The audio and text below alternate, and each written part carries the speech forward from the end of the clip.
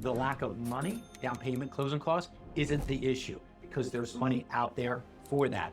The issue could be debt to income ratio, meaning that, hey, I'm looking for a $300,000 house or a $200,000 house, but my income says 150. Or if I turn around and I have all my credit cards maxed out, and if I had a magic wand and boom, here's $5,000, I paid them all to zero, my scores would go up easily 100 points. I like it. So my biggest thing is, what I'm telling people, stop the zealous. You want to buy a house? Stop. No buy now, pay later. Stop. So if I'm looking at a house for $250,000, I need $25,000. That's down payment and closing costs, approximately 10%, probably a little bit more. Welcome, and thank you for being here.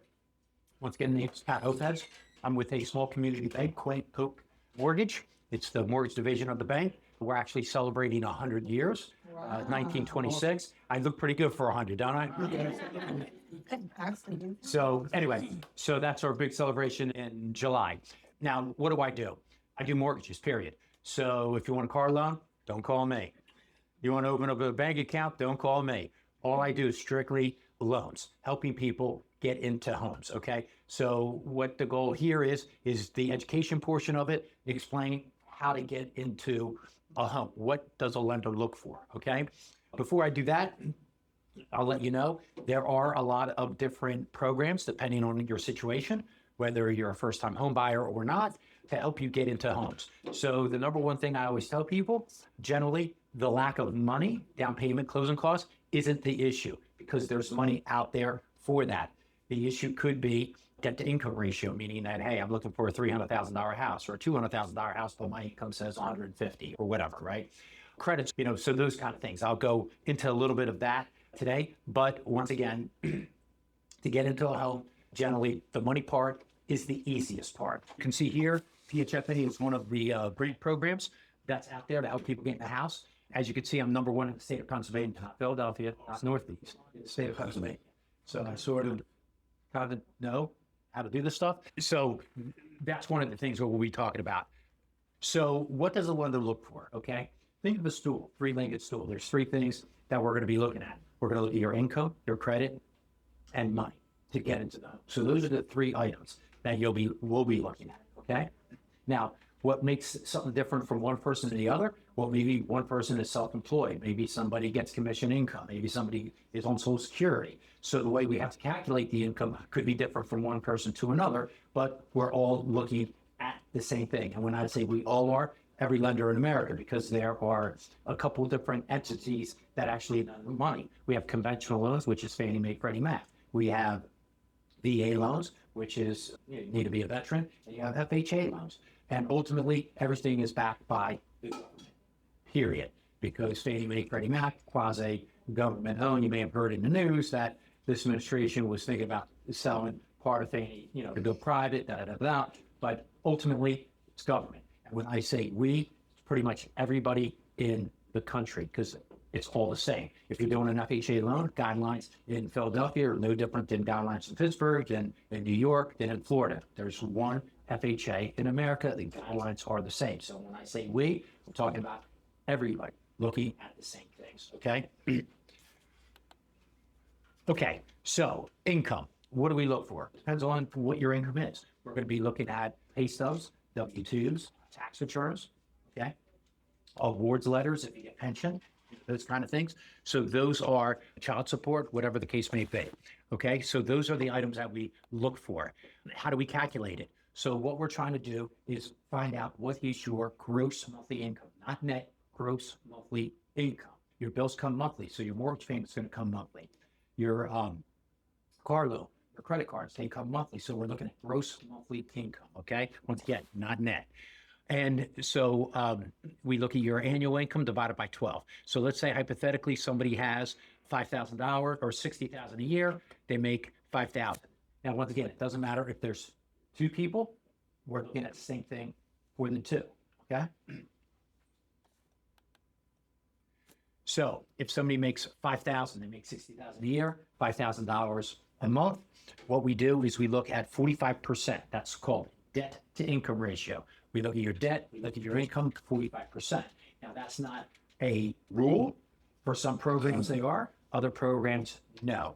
But this is, in general, where guidelines say. Okay, so if you have really strong credit, maybe you can go to a 50. are erring a 55% back-end ratio, okay? But and those kind of things are called compensating factors. If your credit's a little bit low, you don't have that much money saved, those kind of things, and that the income ratio is high, maybe you don't get up to a 45, maybe it's a little less. So it just depends. And there's something called DU, which is a desktop underwriting.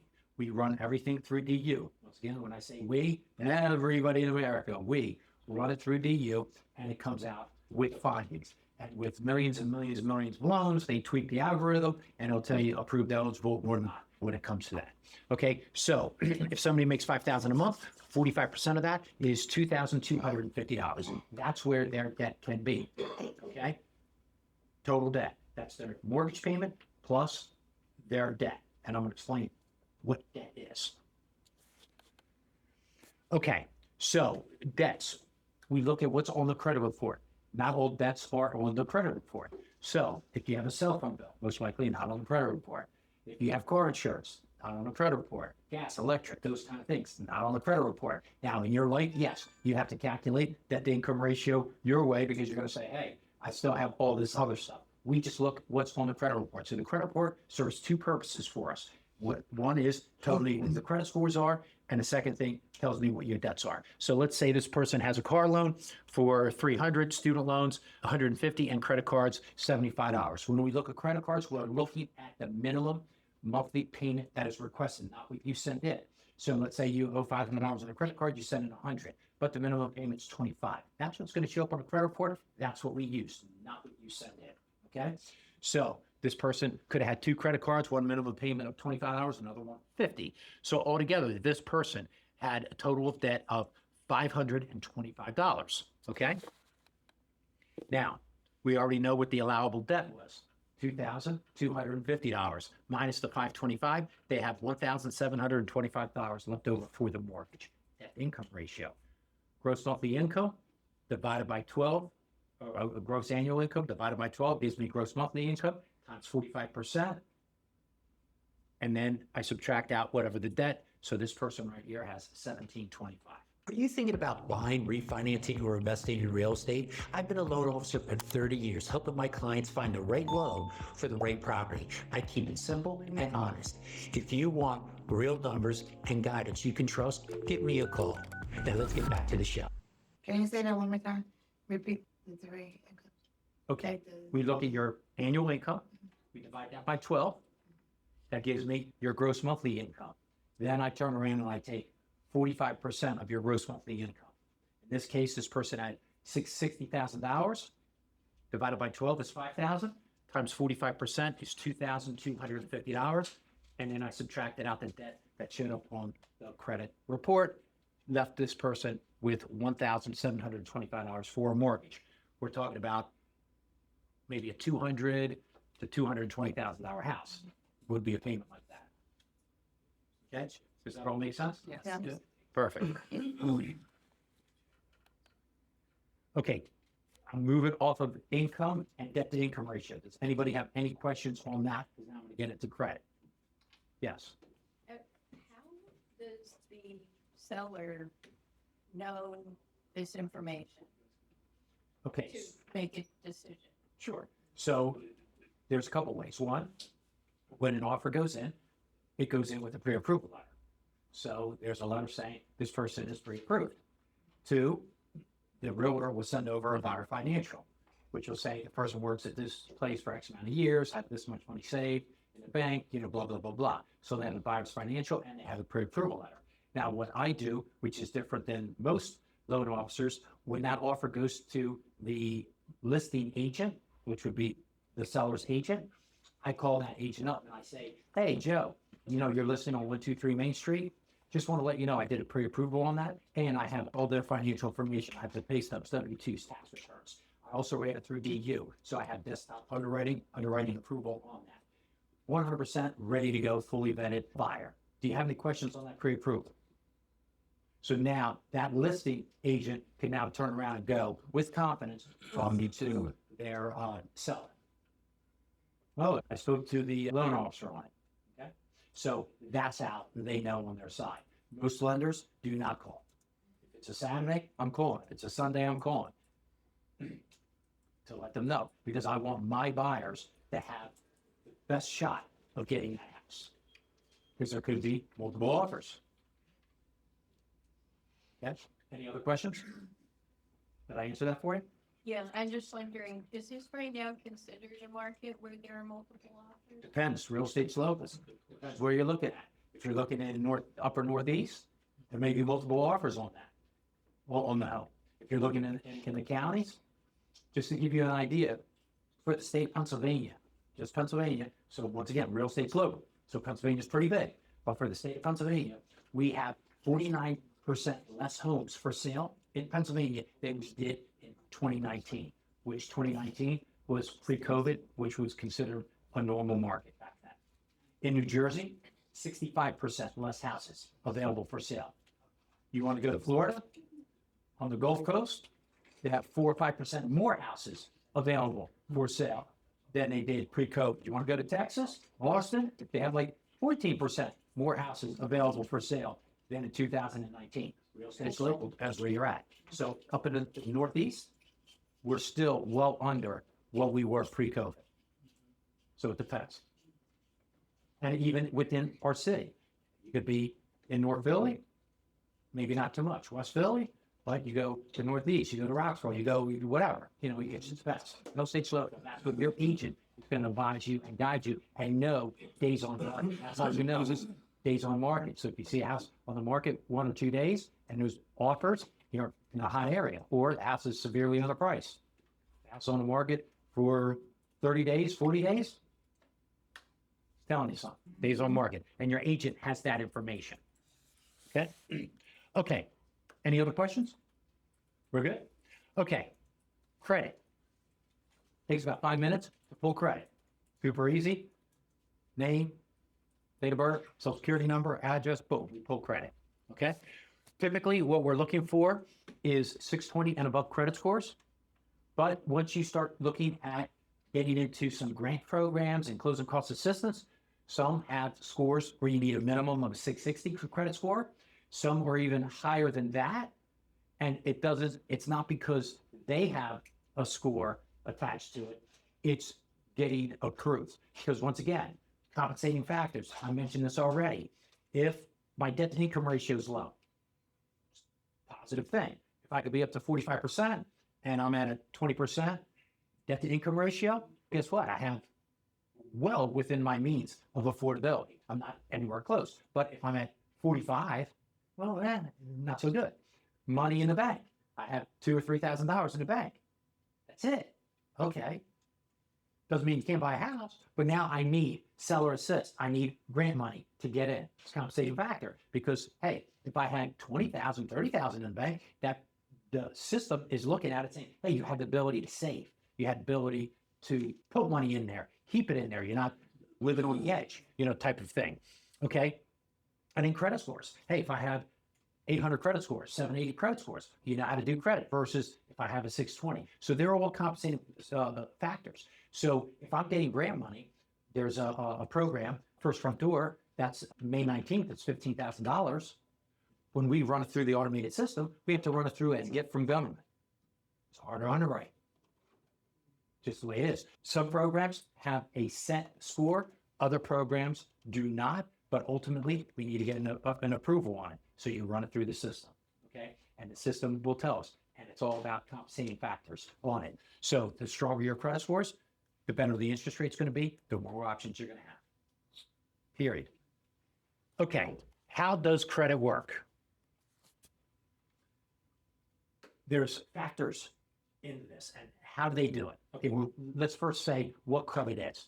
Experian, TransUnion, and Equifax. All they are is warehouses storing data. Think of it as a filing cabinet, and you have information in that filing cabinet. Every time your credit card company, your car, whoever's reporting to credit, every month when they update that information, it goes into your file cabinet, okay? It goes right in there. So you have 3 different ones, TransUnion, Experian, and Equifax, and not all. The reason why you have different scores on them, not everybody has to report to a bureau, but they have to be 100% accurate on the information. They don't have to report, but they have to be accurate. So you could have, in theory, Macy's just reporting to TransUnion and Equifax, not Experian. Okay, so that's why there's some variations associated to that. But the number one thing, okay, now the second thing is what they do is this is FICO. FICO is where the score comes from. FICO reads the information. So they go to these file cabinets, pull out the information, run it through their algorithm, and spits out a score, 3 scores, because you know 3 different file cabinets of your information, and it spits out a score. So what they do is they look at 2 million people today. They say take the same 2 million people, they go back in time 2 years ago and look at their credit 2 years ago. And what they did was they said, what were the factors that caused people to pay late? Because the score is trying to predict who's going to be 90 days late. Okay? So they look at people today, that same people 2 years ago, what was going on? So they found, number one, they were paying late back then. They're gonna pay late now. They could pay late. You know, numbers don't change their spots. You know, that's saying, right? So that was the number one, but it was 35%. Okay? When I first started, I said, hey, I pay everything all the time. My credit's going to be excellent. Well, that's only 35% of my score. If I do everything else wrong, I'm getting 35 out of 100. It's pretty bad, right? So that's 35. Credit utilization, 30%.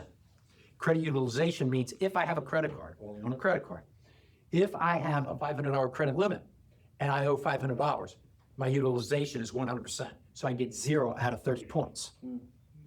Okay, so if I turn around and I have all my credit cards maxed out, and if I had a magic wand, then boom, here's $5,000. I paid them all to 0. My scores would go up easily 100 points. I had a woman who worked for the IRS, made decent money, 70,000 plus, and her son gave her a gift because she wanted to buy a house. She couldn't get into a house, so son gave her money. Boom, she paid off 4 credit cards. Her credit scores went from like a 620 up to like a 740 because all the credit cards paid. She paid everything on time. Boom, and then she was able to get it to a home. So that's huge. That's one of the big things that we look at. Length, history, that's 15%. So if somebody has a brand new credit for 1 month, a year, well, you may not have enough time to mess it up, to make a mistake. But if you have 10 years worth of history, mix is defined as if I have a car payment, credit card, mortgage, it's a good mix. If I have 20 credit cards and nothing else, it's not a good mix, but it's only 10%, and in inquiries, 10%. Now with inquiries, if you are shopping for a mortgage, if you do that within a 30-day window, it's considered 1 pull, because that's something that is shopped, okay? Same thing with a car. If you're shopping for a car, could go 3 different dealerships, they pull your credit, it's considered 1 pull when they read it. Everything else, no. So credit cards, no. Every time you have credit, it's a ding, okay? So that's what you have as far as credit is concerned. That's how it works. So the biggest thing is make sure you pay everything on time and keep your credit card balances as low as humanly possible. If I have a 0 balance on a credit card, can I pay late? No, I owe nothing. What's the score trying to predict? Who's going to be late? You don't have to keep your credit cards at 0, but you need to understand, hey, if I'm going to buy something, 2 months out, boom, a car, a house, whatever, even going on a job interview, they look at your credit, pay that stuff. So that's what you have. Now, what can you do to help with your credit? There's something called Experian Boost, okay? Go on Experian, and they will put some of your utilities on the credit report. I still don't have to count that as a debt, but they'll put it on there. Just a suggestion, a word for the wise. If you're paying your utility late, maybe you don't boost that one. just saying, maybe, I don't know. So anyway, but that can give you about 10 points. Authorized user, big. So let's say you have your mother, your father, your brother, your sister, your best friend, okay? They add you to their credit card.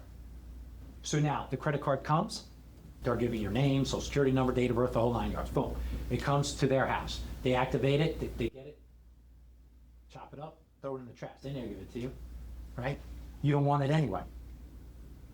All you want is the history. So the fact that they gave you an authorized user card that you're not responsible for, you're just an authorized user, now you got 5 years of history if they had that card for 5 years. And if they had a $5,000 credit limit, never missed a payment. once again, it's the same thing. Make sure that credit card has as close to a zero balance as possible, okay? Because that affects it. That could give you another 10 points with an authorized user card, okay? So that's something that can be done as well. If you don't have credit, you can do the authorized user card and a secured credit card. You go to your bank, you give them $300, you get $500, they give you a card. You get a Visa, you get a MasterCard, boom, okay? That secured credit card is not a debit card, it's a credit card. So when the bill comes, you need to pay it. If you don't, they're gonna mess your credit up. And you can't say, oh, that $300 that you're holding for me? No. That's like a security deposit. You tell your landlord, hey, use that security deposit as my rent. Because no. You gotta pay your rent. Okay? So secured credit cards you can do to establish credit as well. Okay? So this gives you a real brief idea on credit, how it works. Anybody have any questions on the credit? No? Okay. Money. What do we look for? Bank statements. 401ks. Gifts. You can get gifts. Family member wants to give you a gift. Okay? So those are some of the things. And of course, you have, closing cost assistance programs. Be very careful with your bank statements. Okay? Especially if you're doing, but I guess more so if you're doing any kind of grant or closing cost assistance, because some of these programs are looking for, to qualify, is income. Well, if you have money being deposited, cash deposits or Zells coming in, they're going to say, why do you have all this money coming in? Do you have a part-time job that we don't know about? Well, you need to disclose that. And if you don't disclose that, well, how do we know if you're within the income limit for the program? Also, there's asset limitations. You can't have more than X amount of money in your bank account. So if you have cash apps, you have transferring money from one account to another, Zell's going in and out, all this kind of stuff, they're going to be saying, hey, where's all this money going? And we need to see all your accounts because we have to make sure you're within the limit of the assets, that you don't have too much. Okay, so they look at that. Overdrafts. If you have overdrafts in your account, they look at that as financial mismanagement. You can't balance your checkbook or you're spending money that you don't have. So bank statements are super hard. They focus on that like you won't believe. Okay, it's huge. Okay, also buy now, pay later. That's an undisclosed debt. It doesn't show up on credit, but we see it on your bank statement that you're paying firm, you're paying car note, or those type of things. Well, then you got to do the printouts of that. How much do you owe? What's the monthly payment? Blah blah blah blah blah. Trust me, they look at that like it. My biggest thing is, and I'm telling people, stop the Zells. You want to buy a house? Stop. No buy now, pay laters. Stop. Okay? Money. If you have money in the house, some people like having a little extra dollars in the house. Anybody have money in the house? I know you said you're all smart. My next question, where do you live? Now my next question. This is the first try. I normally have somebody saying, put two hands.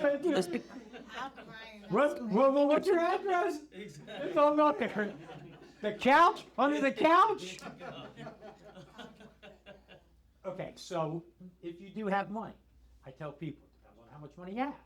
But if you have money in the house, use that to live off of. Let your paychecks build up. But if you have $5,000, $10,000, then you're going to have to give that money to your mother, your brother, your sister. They're going to have to give it to you as a gift. Okay? I don't have to source their money, but I have to source yours. 2 months worth of bank statements. I have to see where your money's coming from. Did I say we're going to be looking at your bank statements? Super strong. Okay? Money cannot go in your account. You need to know where it's coming from. Okay? And you can't turn around and say, oh, this money came from, so I saved it and I buried it in my backyard. Can't prove it. So, no. So you're going to have to give that to a family member. They'll give it to you as a gift. Okay? And for the family member, all I need is a copy of the canceled check. So when they write you a check, personal check, not a cashier's check, or else I'm going to need to see the bank statement. They write you a personal check. In turn, once that check clears, they can go right online and print out the copy of the canceled check. I never see their bank account. And then you deposit in your account, and there goes, and then it's fill in a blank gift letter.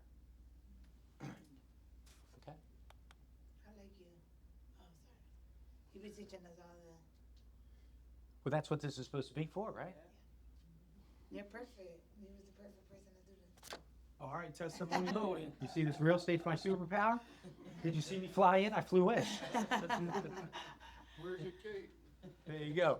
So this is all the different stuff, Zells, Venmos, Cash App, undisclosed debts, overdrafts.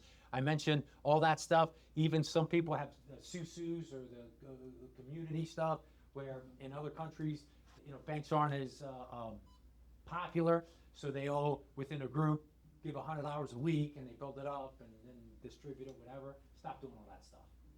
I had somebody like 30 freaking Zells. I'm like, are you kidding me? Hello? We're going to be looking at child support, alimony, if you have any of that stuff. All that stuff is part of, debt and that kind of thing. Okay, first front door, that is May 19th, open up. It's $15,000. Okay? That is forgiven over 5 years, $3,000 a year. All you have to do is live in the house. There's no interest, there's no monthly payments. If you sell the house in year 4, you owe $3,000 of the 15. Okay? That's one grant. There's another grant called Philly First. And believe it or not, for Philly First, you actually have to buy in Philadelphia. I had somebody ask me that. Philly First, do I have to buy in Philadelphia? Believe it or not, you need to buy in Philadelphia. First front door, no. You can buy in New Jersey, you can buy in Philadelphia, Bucks County, Montgomery County, Delaware. First front door anywhere. But Philly First, Philly. Philly First is up to $10,000. So I can combine the two together so you can get $25,000. Okay? Just to give you an idea of how much money you need to get into a house, think 10%. Probably a little bit more than 10%, but 10% is a super easy number. So if I'm looking at a house for $250,000, I need $25,000. That's down payment and closing costs, approximately 10%, probably a little bit more. But if I'm buying a house for $250,000, I need 10%, which is $25,000. I just showed you a way of getting $15,000, and $10,000 is $25,000. How much money do you need of your own money? Woo! Zero. My God. Did I not say generally money No. is the least issue that somebody's gonna have to get into a house? How much money I have in my bank account? It's good to have money because that's gonna help you on the compensating factors and everything else. Doesn't mean you have to use it. Okay, so that's what you have. Minimum contribution, you have to have $1,500 in the deal of your money in the deal to get the first front door. So in theory, you would need $1,500 to get into the house. And you could get first front door, and if you qualify, you could get into Philly First at $25,000. I just mentioned Philly First. Was there a deadline? I just noticed on the slide that there was like a deadline of April 7th. No, that was for the Keys program, so that ship has sailed. You missed that. Okay. Yeah, but the May 19th was first front door. Okay. Okay. Philly First, it's open all year round. Okay, it's always there. And that's up to $10,000. Now, with this money, think of the money as a candle that goes on top of a cake. It does not change the cake. So if I have a chocolate cake, a vanilla cake, a strawberry cake, whatever, right? But the fact that you put the candle on top of the cake didn't change if it was a chocolate cake or not, but it made it a birthday cake. So these grants isn't changing if I'm doing an FHA loan, a VA loan, a conventional loan. It's not changing the loan.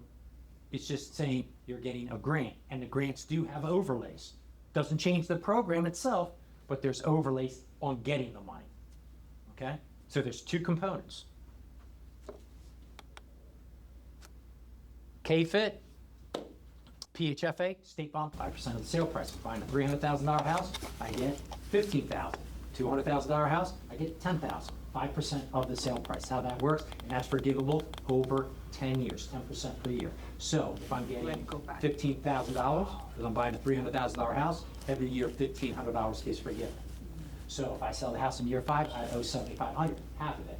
There's no monthly payments, there's no interest. It's just 10%, 10%, 10% is forgiven every year on that program. Okay? There's also a K-Date program that will give you 8% with PHFA. of the sale price, but that's for homes of 150,000 and under. You get 8%. The reason they did that is because closing costs are a little bit higher than, than that, in between down payment and closing costs, a little bit more than that 10%. So you could get, in theory, 8%. So if you're looking at a house for 150,000, whatever, 150,000 times 8%, you could get that. That would cover all of your closing costs. So the only thing you would need is a down payment, okay? Or you can utilize some of that money for down payment, and you can get something called a seller assist.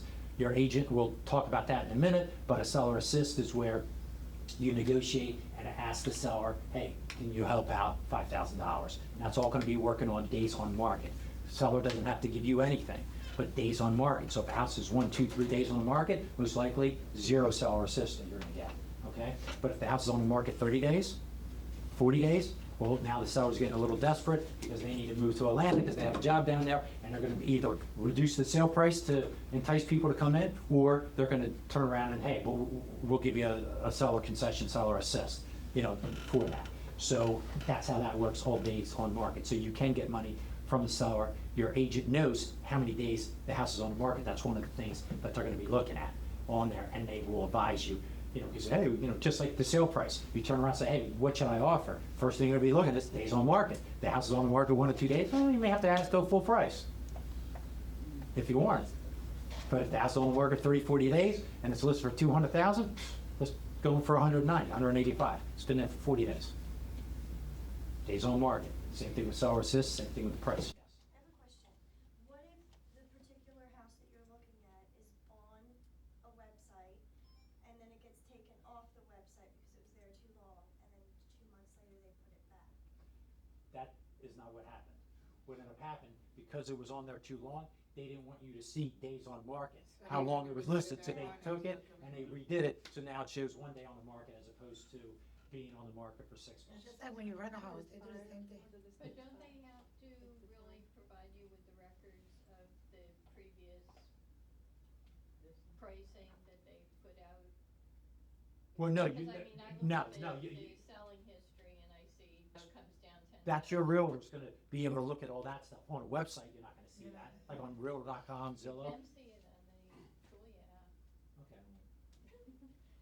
Well, my question. But you're not was- gonna, typically, that's why they take it down to put it back up, is, so it restarts days on the market. Original you put, you run a chicken. But my question was, what if I know that house was there for a certain amount of time? Am I allowed to ask about that to the seller, that, hey, I saw this there? Well, generally, you don't talk to the seller. Your agent, you're gonna talk to your agent's gonna talk to their agent. Okay. And yes, you could turn around and say, hey, what's going on here? What's the deal? Why is it on the market for that long? There's only 2 reasons why it's on the market for that long. 1, it's overpriced, or 2, there's something wrong with the house. Exactly. There's only 2 reasons. And did you know Corin, he looks at the house, he looks to let you know if there's something wrong or not. Am I right or wrong? That's kind of my job. That's kind of his job. Okay, any other questions? Because I'm pretty much done. Okay, now, I do have to say, now, the rest of the day is gonna sort of go downhill. I was like the highlight of everything. But don't be too hard on 411.